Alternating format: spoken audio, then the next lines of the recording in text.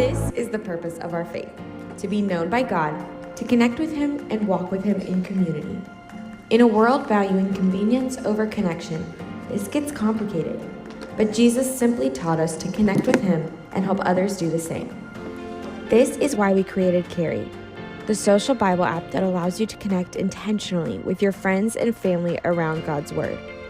Engage in customized Bible reading plans, share and respond to prayer requests and gratitude entries, and grow in deeper understanding and discussion threads.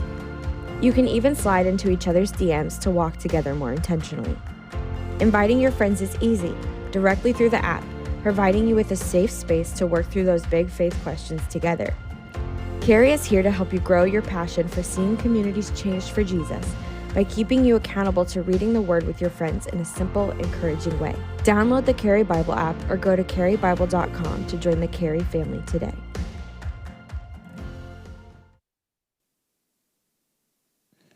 What's up? How you guys doing?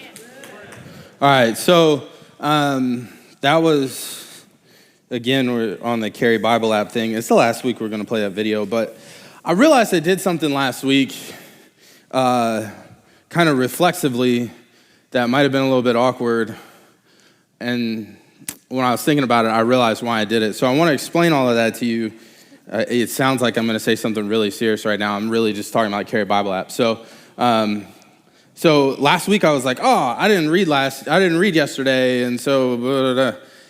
And it's like, well, that's kind of dumb. You're the pastor. You should want people to think that you're spiritual. And that's true. I do wish that you would think that. But I did that because, growing up, I always just I was a pastor's kid. So it was like, hey, you should be better. You know what I mean? Like, people would literally, I'd be hanging out with people's kids doing the things their kids did, and I'd get yelled at for it. You should just be better. You should be more spiritual. You should think this way. You should act this way, all this stuff, right? And so reflexively, inside of me, I rebel against that. I'm like, I don't want to be seen that way. I want you to know who I am so that you'll just accept me how I am and not expect me to be any different, right? I say all of that to say this. I missed 2 days in a row this week. And I'm not telling you that to say anything other than this. If you're afraid to use that app because you might not be good enough at it, because people will know that you miss, because maybe you'll forget, because you are insecure, because maybe you're not spiritual enough and other people will find out, that's a silly reason. If I'm missing days because I get busy and this is my whole job, everybody should understand that it's gonna happen. It just happens. But the point is that you do it, not that you're the best at it. The point is that you do it so that you can grow and be connected with your church family, not that you're an amazing theologian. Does that make sense? So look, this summer, if you haven't got on that app yet, you should, because it's going to keep us connected, it's going to keep us in the Word, and it's going to keep us moving, even while you're on vacation. So that's the whole idea, and that's what it is. So, we're going to move on. So, Daniel. So we're skipping a couple chapters in Daniel because the way the calendar all fell out, we decided to do something different, and it ate into this series, and that just happens sometimes. But what I want to do is I want to catch you up to where we're at, so that you have some good context for the story. And so, I'll review, then I'll do some catch up, and then we'll start. So Daniel is he's a kid from Judah. So essentially what you have in Israel, I've said this a million times, but we're just going to understand the Bible. So I'm going to keep saying the big picture stuff over and over. You have the nation of Israel. It starts out as one united nation, and they listen to God. They're led by God, but then they say they want a king. They get kings. The kings mess everything up, and it goes how it always goes. They split. You have the northern kingdom, the southern kingdom, or the kingdom of Israel, the kingdom of Judah. Both kingdoms end up in exile at different points in the Old Testament. We're talking about Daniel. He's from Judah, and they're in exile to the Babylonians. So essentially what's happened is Babylon has come in, they've taken over, and God is he's not keeping everything together and keeping it good because they haven't followed him. And so the Babylon is in charge, and Daniel is in exile. So he's actually in Babylon, and he serves King Nebuchadnezzar. We started out with the story where he refuses to eat the food that the king gives him because it's sacrificed to idols, and it's not in keeping with the laws of cleanliness from Judaism, and so he doesn't eat that. But then God blesses, and he's more healthy, and he's in good shape, and Nebuchadnezzar's like amazed. And then the next week, or last week, we talked about Shadrach, Meshach, and Abednego, and the whole deal with them is they're also in exile, and they're with Daniel, and they end up not bowing to the statue of Nebuchadnezzar, so they get thrown in the fire. But God shows up, and the angel of the Lord is in the fire with them, and they're saved from it, and they come out, and Nebuchadnezzar's like, oh my gosh, God's real.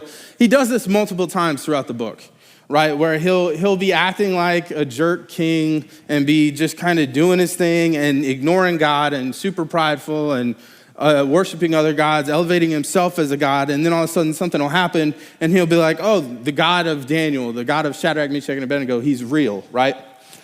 And so in chapter 4, because last week was chapter 3, in chapter 4, what happens is he has this dream.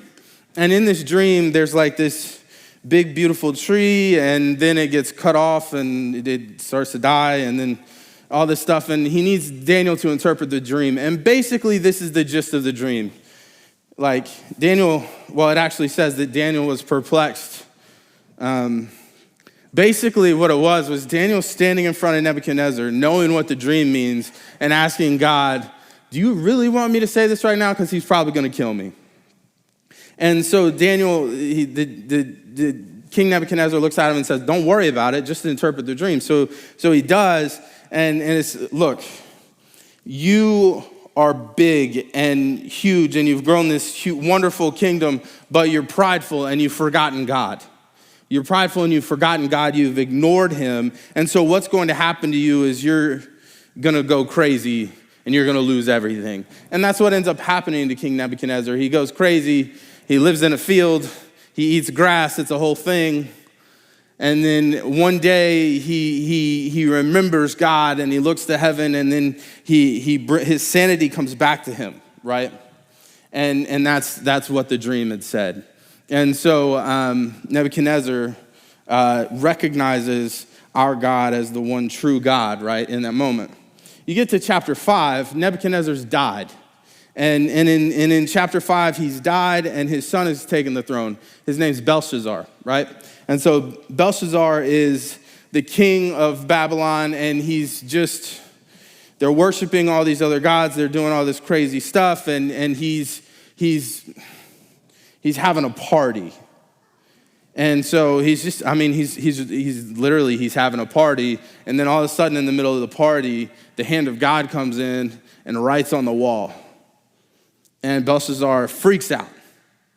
And Daniel, they call in Daniel because nobody else can figure it out. So they call Daniel in, and again, he's a little cautious to say what it means, and Belshazzar's like, no, say it.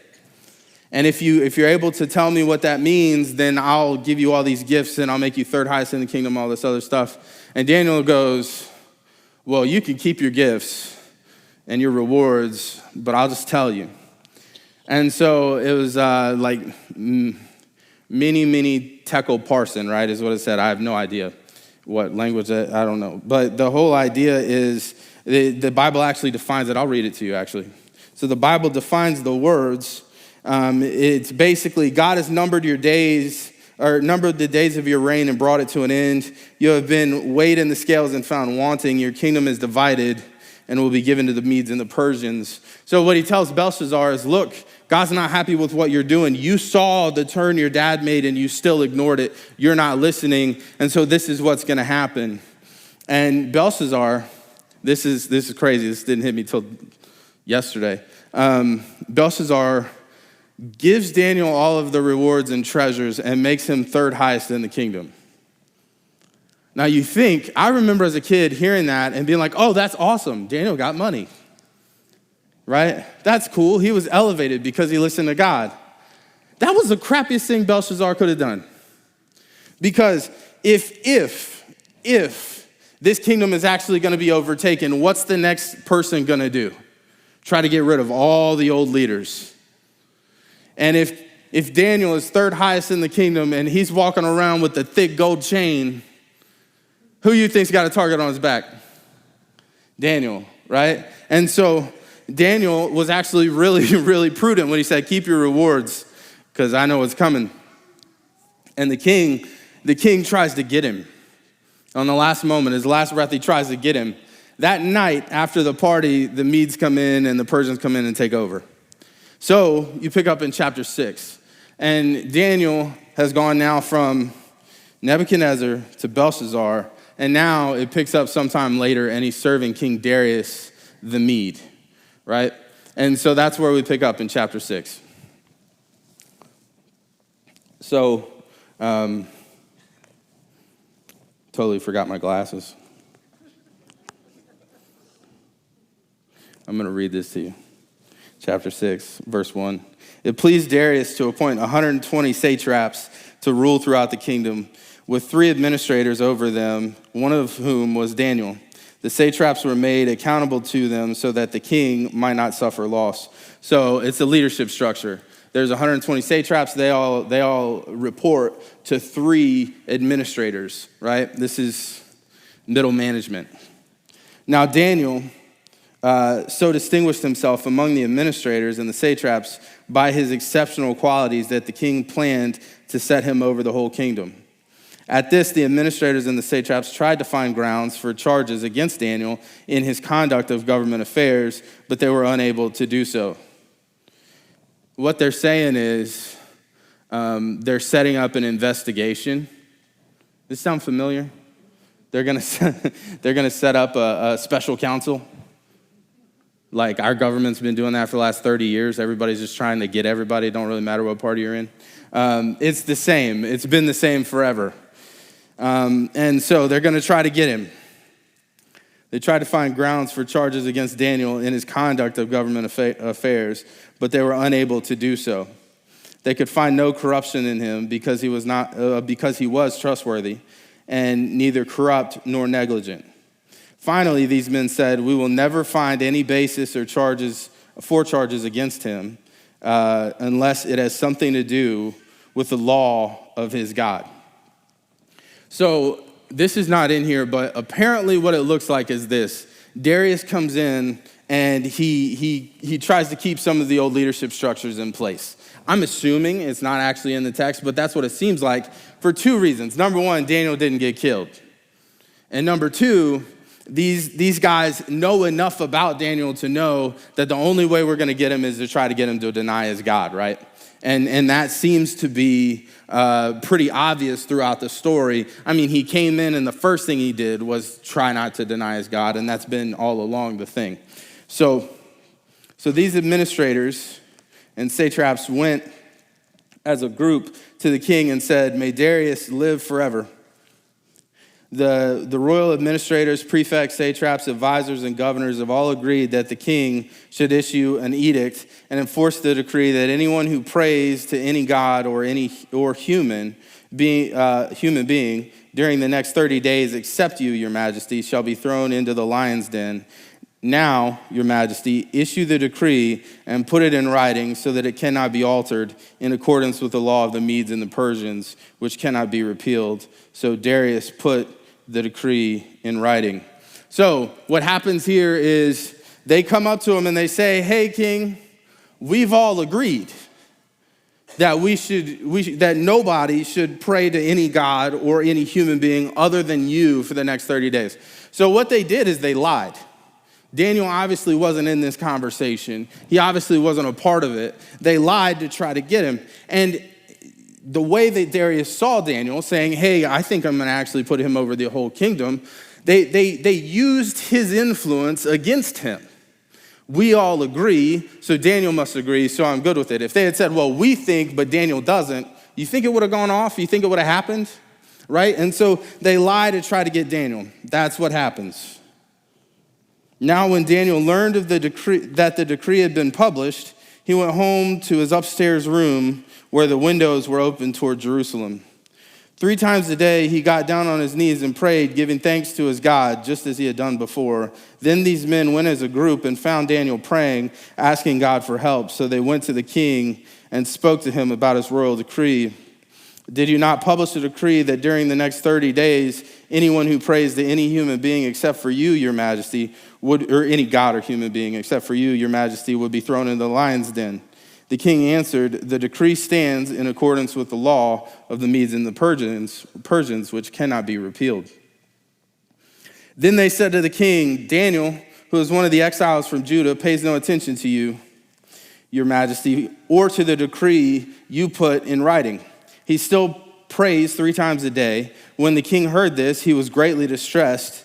He was determined to rescue Daniel and made every effort until sundown to save him.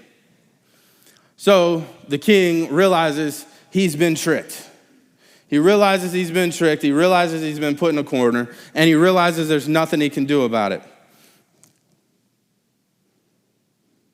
So he tries to fix it. Anybody ever been there?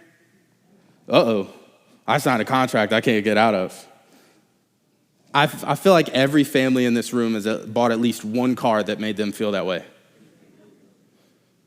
And probably husbands are getting elbowed in the ribs right now. I'm gonna keep moving before I get on to other stuff.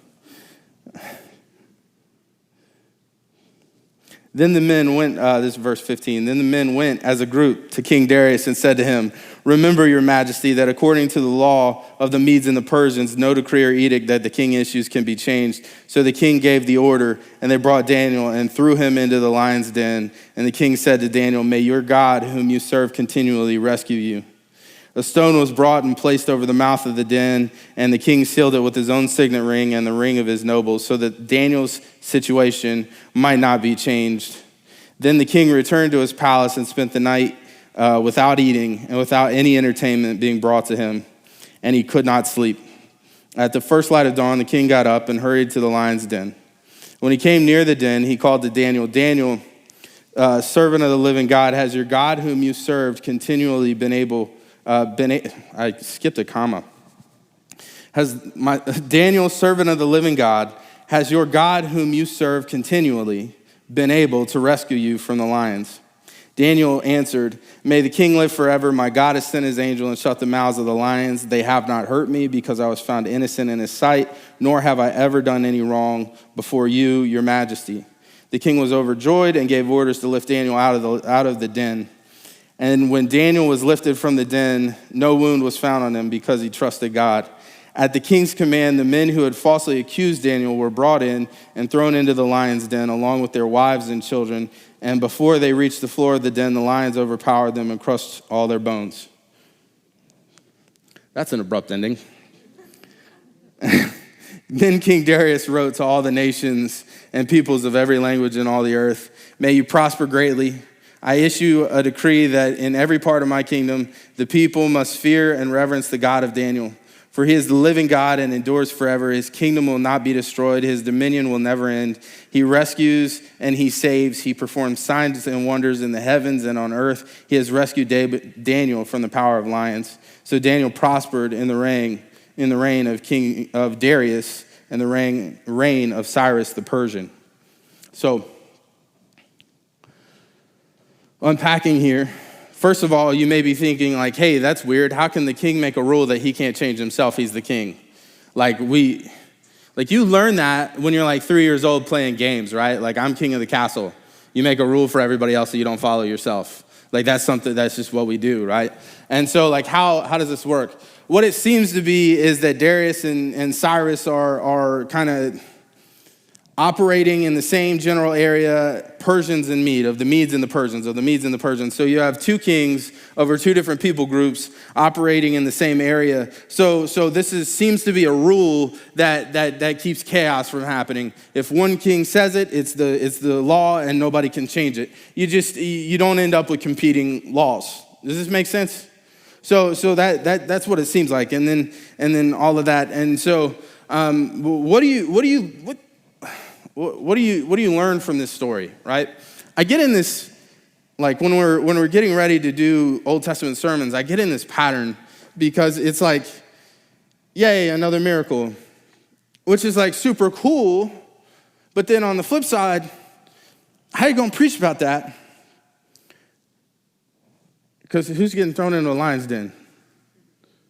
Like, I know that you have things that feel very stressful in your life, but like,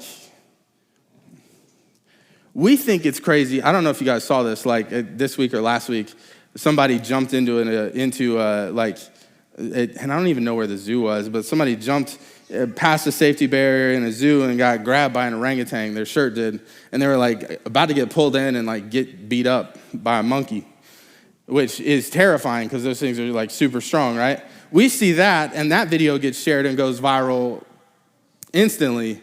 Like, there was another video about a lion that bit off a guy's finger from a zoo. That was a couple weeks ago. And those videos go viral, people watch them, and they're like, oh, that's crazy. Like, this is not the case of someone being thrown into that for food. And we still think it's crazy. So, like, I'm not saying that your stuff isn't hard, but, like, we think things are crazy that they probably thought were normal. So, so I have a hard time because we get on these miracle sermons. So one of the things what we're going to do today, actually, instead of looking at it from the standpoint of Daniel, we're going to unpack this from the seat of Darius. Because actually, when you look at the story, it's amazing that God comes through for Daniel. That's crazy. But, and in the story, the way it's told, the story is about Daniel. But Daniel's not the main character of the time. Daniel's not the main character of the time. The main character of the time is Darius, and the person that they're trying to manipulate is Darius, and the person who makes the crazy decision is Darius. It's all of this stuff. Daniel is just the instrument of God's work in this moment. But let me ask you something. Like most often in life, do you feel like you're the instrument of God's work in a place, or do you feel like you're the person getting manipulated and beat up a little bit?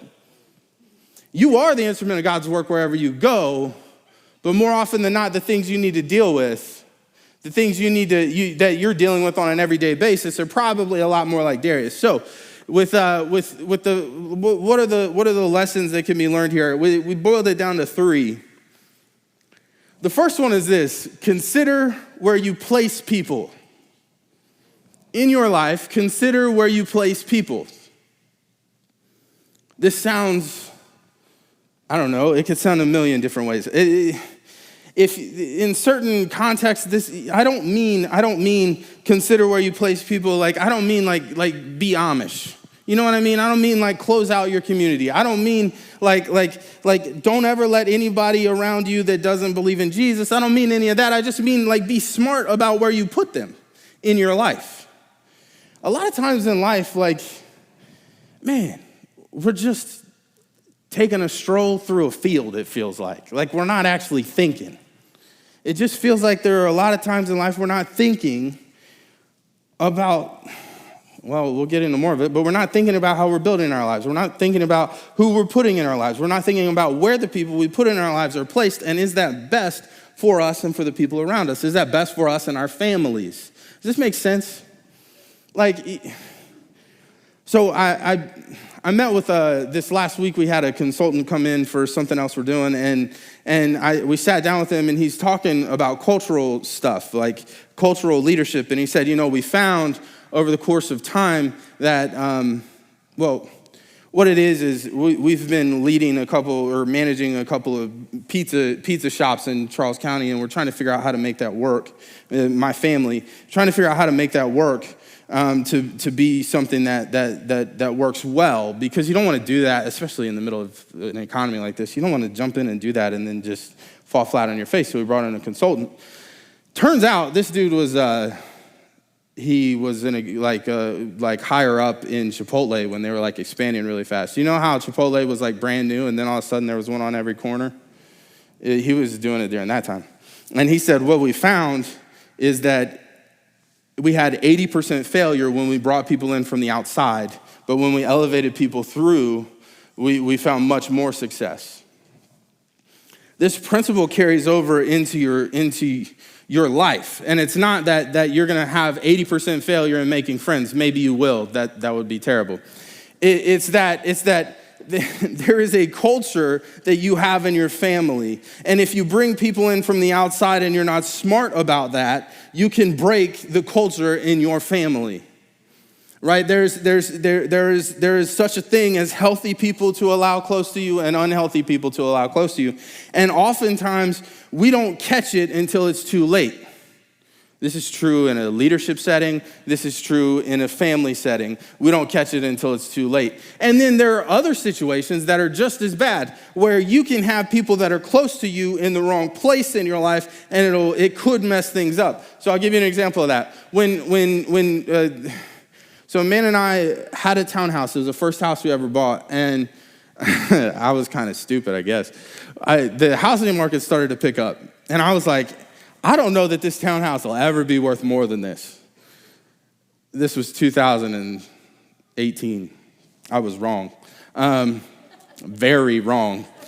And I was like, why don't we just sell it and buy a new house? Because we're about to have, like, this was like April of 2018, and Nora was going to be born in December. And so we were like, the townhouse, the kitchen and the living space was on the second floor. So like an infant and groceries going up the stairs. I was like, why don't we just sell this and try to, in hindsight, I never would have done it, but why don't we just sell this and buy something else or build something? And so we sold it, and then we decided we were going to build, which meant we were going to live in my parents' basement for like 2 years because we didn't have the money to build. And that's what we did. Now, my parents are absolutely the right people to have in my life and in my children's life. But in that time, there were times where they could be in the wrong place. Does this make sense? When it would cross over into a co-parenting situation, now they're the right people in the wrong place. Right? Because we just had our first kid, and this is absolutely the right people, but man, when this starts to cross over into a co-parenting situation, I got the right person in the wrong place, and this could cause dysfunction. This could mess some stuff up. So, I just would say really simply, because my parents are awesome, and they could accept it, and they wouldn't get mad. Something would go across the line, and I just look at them and be like, I'm the parent.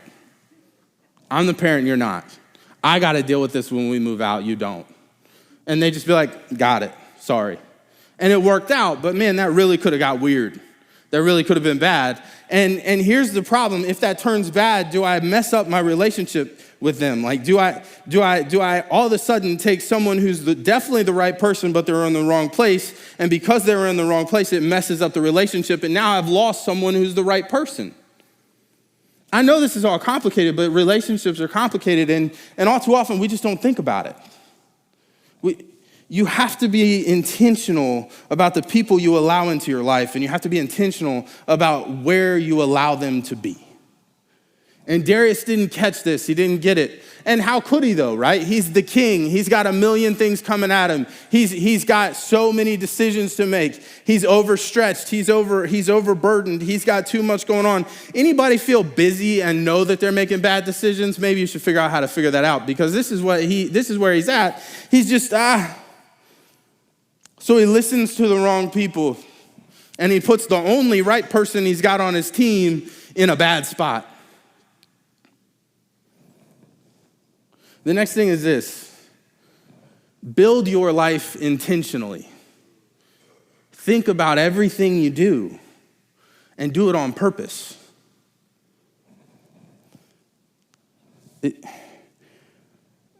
We mess this up.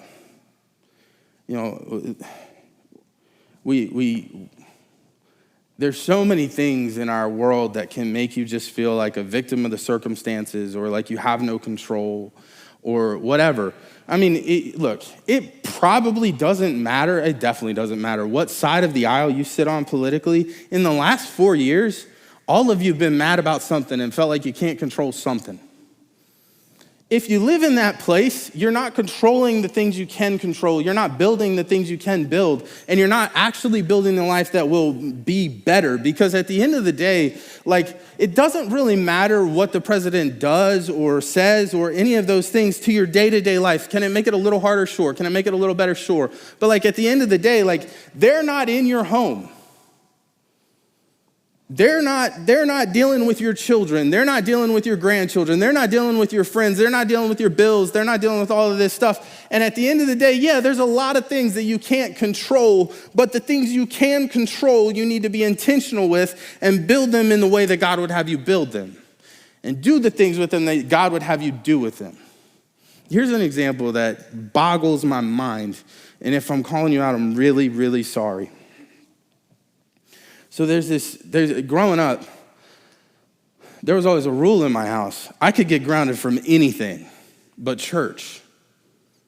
Like, I could get grounded from anything but church. And my dad was just like, look, basically the logic was, I don't care what I have to take away from you to make you feel this, but the one place I'm not gonna disallow you from, that's like a quadruple negative, is the place where the people I want you to know are. And so that was my world. But then a lot of my friends, like, after they were like 12, they got to choose whether or not they wanted to go to church. From the perspective I sit now, that makes zero sense. This is an individual who you do not trust to do the laundry. This is an individual that you do not trust to do hardly anything, unless they're a girl, in which case you might trust them a whole lot. I don't know. My girls are already more responsible than I was when I was like 12. This is a person whose brain is not fully developed, and you're gonna allow them to make a choice about the most important aspect of their life. You're gonna allow them to go to or not go to, have that choice to show up at the house of God with the people of God. That makes no sense to me. That seems very, very, very, the only word that comes to mind is laissez-faire, and that is French. This seems very just equivocal. It seems very, you're not making a choice. And that's a really important choice for your kid to make. Just kind of leaving it up to chance. Man, if there's one spot you should be intentional in your life, it's about the faith in your life and the faith in your family and how you talk about it. Build your life intentionally. If you want to have a family, if you want to have children, you want to have a family that love Jesus and you believe that that is the best way for them to go, then be intentional about how you model him in your home. If you want to have more practically, you want to have a nice house, you want to have nice things, you want to have all of that stuff, every single choice you make has to be made towards saving money to be able to have those things. Every single choice you make has to be made towards making money to have those things. We get this, right? We get that on the economic level. It's like, hey, if I have money coming in, I got to save money to have money. And if I have more money coming in, I can have nicer things. And in our whole world, we get that. We make choices intentionally for that. That's why husbands got elbowed in the ribs a little bit ago about the car thing, because the wife was like, hey, you should probably not spend all that money on that car. And the husband was like, but I want it. And then all of a sudden, you ain't got money that you did have. We understand these things, right? But we don't apply those same lessons to the spiritual things in our lives. We're not as intentional about the spiritual things in our lives. What does that say about our priorities?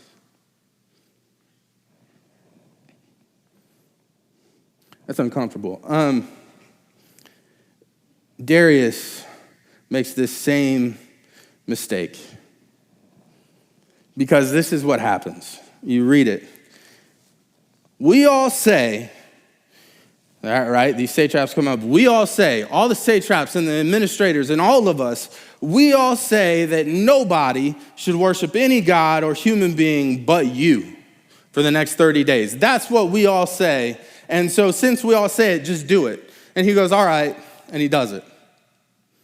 He literally treats this law the same way you treat permission slips for field trips. Ugh. $12? Okay. Right? It's one more decision that has to be made. He's not thinking about it. It's one more decision that has to be made. Likely, because he's the king, it's a decision on a list of decisions that have to be made that day. And that list comes from the very people that are telling him that's what should happen. And so he's just like, okay, whatever. You ever sign for a house and you just are signing papers? You're like, I hope this doesn't say I'm giving everything away, even though it kind of does. I hope this doesn't, because you just probably didn't read all 800 pages that they made you sign. Like the loan officer, the very person who's going to be taking money from you for the next 30 years explains the paper to you, and you're like, all right, good enough. Anybody? Am I just irresponsible? It's even worse now because they put it on DocuSign, so you sit on your couch and binge TV while you do it.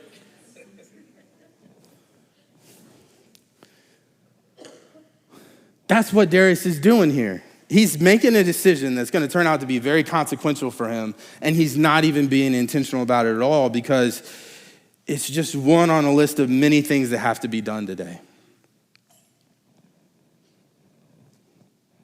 If we go through life just trying to click off the to-do list, and we never prioritize, and we're never intentional, and we're not building in a direction, I'm afraid that one day we'll wake up and we won't like what we see. Because we've just been doing what we think we're supposed to be doing without actually picking the direction we want our lives to go, without pointing our direction towards Jesus and traveling that way. We complain a lot about the things we can't control, and we feel trapped by those things. And then we don't take the time to be intentional about the ones that we can. So now the things you can't control make you angry, and the things you can control just look like failures. Which takes us to the next one. Don't fail, just learn. I'm going to do the Darius thing first on this one because it's super awkward. Darius learns from his mistake very quickly. And he gets all the satraps and their whole families and throws them into the lion's den. He corrected his failure in a very ancient and brutal way. And I would not suggest that you kill your enemies. That's not what Jesus said, but that is what Darius does. He learns quickly from his failure. On a more practical sense in our everyday lives, what I mean when I say don't fail, just learn, I'm not saying, you've heard people say the pithy little statements from elementary school, there's no such thing as failure, just failure to learn. Or you don't fail, you don't have failure, just an opportunity to learn, or all of these things, I'm not saying that because that's not real life. You have failure and you have opportunity to learn. They are both there. So I'm not saying, it's not a matter of result. I'm not saying don't fail. I am saying don't fail, but I don't mean it doesn't exist. It exists, but it's not a matter of result. It's a matter of perspective. What are you focusing on? Because if all you focus on in your life is your failures, you'll never learn from them. It's a matter of perspective. If all you do is get upset and whine and cry over your failures, you'll never learn from them. If all you do is see your own failures, you'll never see a God who never fails.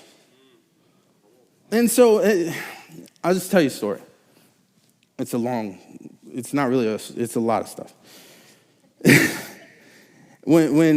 So early on, I don't know, a few years ago, I decided that there's this house that's attached to a church, and I decided we're going to renovate this house and use it as an asset for the church and everything else. And so we go and we get somebody to do that work, right?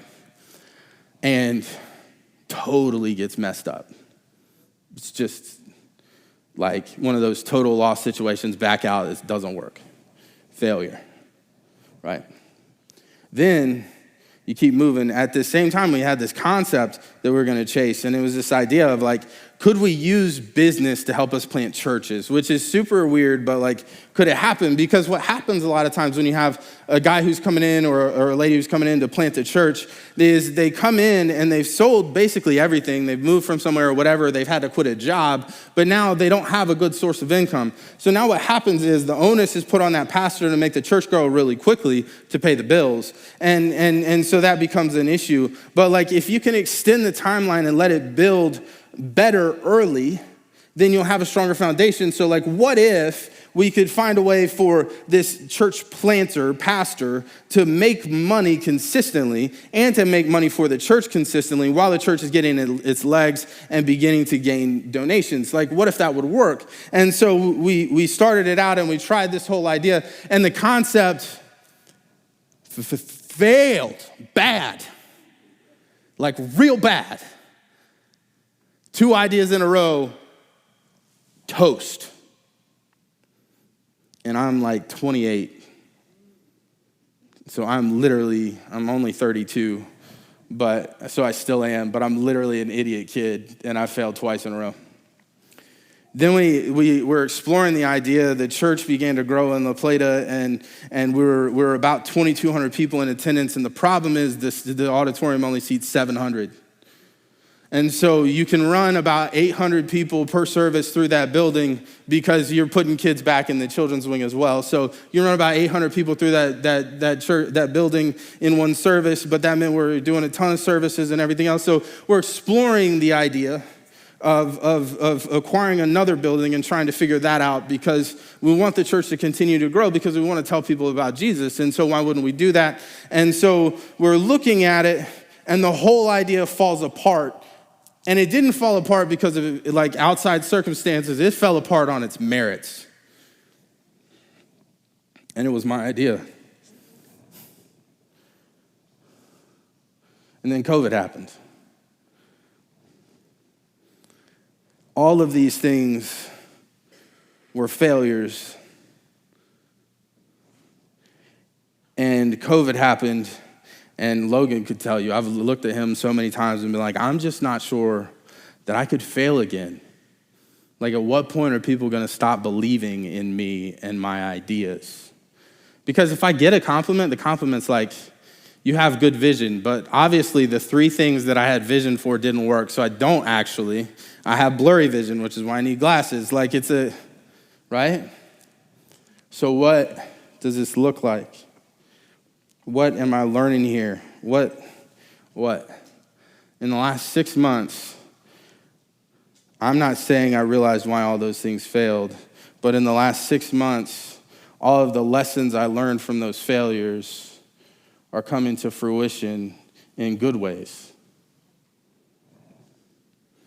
They're beginning to be put into play. The things I've learned from those things are beginning to be put into play in ways that I never could have imagined 5 years ago because I didn't think the way God thinks. I still don't, but God just reveals. I didn't see what God saw. I thought, but God had a different plan. You probably all can look back in your life and see failures in your life and see what God taught you from those. Right? You probably all can do that. You probably all can grasp that. But what's louder? In your mind, in the dark places, what's louder? The lessons God's taught you or the failures you can't let go of? Because I'll tell you this, if the failures are louder, you are leaving so much on the table. If the failures are louder, you can't possibly begin to believe in a God who never fails. You can't possibly begin to believe in a God who would take your finite ideas, your finite mind, your finite circumstances, your finite abilities, and make them bigger and better and more. Because if the failures are louder, then the enemy is drowning out the lessons and the wisdom of an almighty God. We live our whole lives in this place of black and white. We live our whole lives in this place of right and wrong. We live our whole lives in this place that we see things as very binary. We see things as very simple. But at the end of the day, we serve an almighty, everlasting, eternal God, and his plan is not in your immediate circumstances. His plan is bigger than that. His vision for your life is bigger than that. What he sees you doing is something that you can't even begin to understand right now. So if you're not putting the right people in the right places, if you're not building your life towards him, and if you're not making the failure shut up so you can learn the lessons he wants you to learn, you'll never see what he had for you to do in the first place.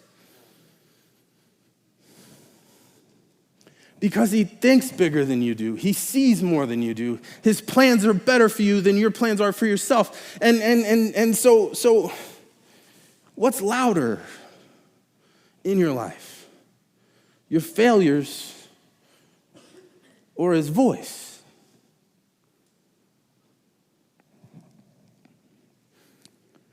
Because he wants more for you than you want for yourself.